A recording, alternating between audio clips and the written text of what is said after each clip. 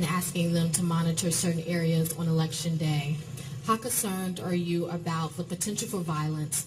And what about after election day? Are you worried the results of the election may be distrusted?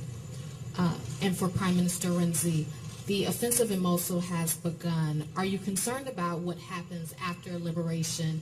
And Mr. President, if you want to weigh in on that as well, I do. appreciate it. Thanks. Okay.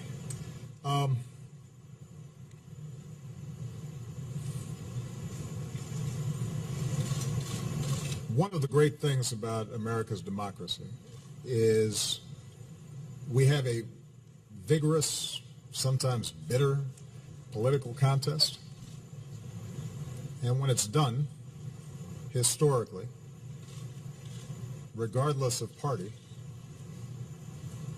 the person who loses the election congratulates the winner, reaffirms our democracy, and we move forward. That's how democracy survives, because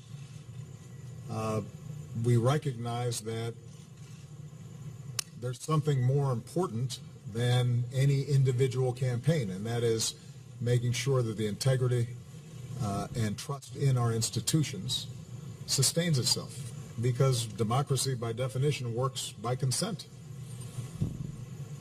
not by force. I have never seen in my lifetime or in modern political history any presidential candidate trying to discredit the elections and the election process before votes have even taken place. It's unprecedented. It happens to be based on no facts. Every expert, regardless of political party, regardless of ideology, conservative or liberal, who has ever examined these issues in a serious way will tell you that instances of significant voter fraud are not to be found, that, keep in mind, elections are run by state and local officials, which means that there are places like Florida, for example, where you've got a Republican governor who's a Republican appointees are going to be running and monitoring a whole bunch of these election sites. The notion that somehow if Mr. Trump loses Florida, it's because of those people that you have to watch out for, that is both irresponsible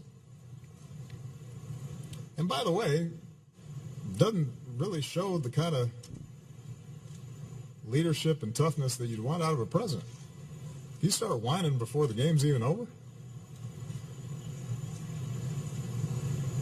if whenever things are going badly for you and you lose, you start blaming somebody else, then you don't have what it takes to be in this job.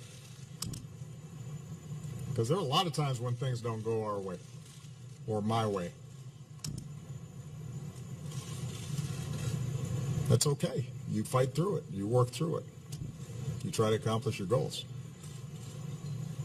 But the larger point that I want to emphasize here is that there is no serious person out there who would suggest somehow that you could even rig America's elections, in part because they're so decentralized and the numbers of votes involved. There's no evidence that that has happened in the past or that there are instances in which that will happen this time. And so I'd advise Mr. Trump to stop whining and go try to make his case to get votes. And if he got the most votes, then it would be my expectation of Hillary Clinton to offer a gracious concession speech and pledge to work with him in order to make sure that the American people benefit from an effective government. And it would be my job to welcome Mr. Trump, regardless of what he said about me or my differences with him on my opinions, and escort him over to the Capitol, in which there would be a peaceful transfer of power. That's what Americans do. That's why America's already great. One way of weakening America and making it less great is if you start betraying those basic American traditions that have been bipartisan and have helped to hold together this democracy now for well over 2 centuries.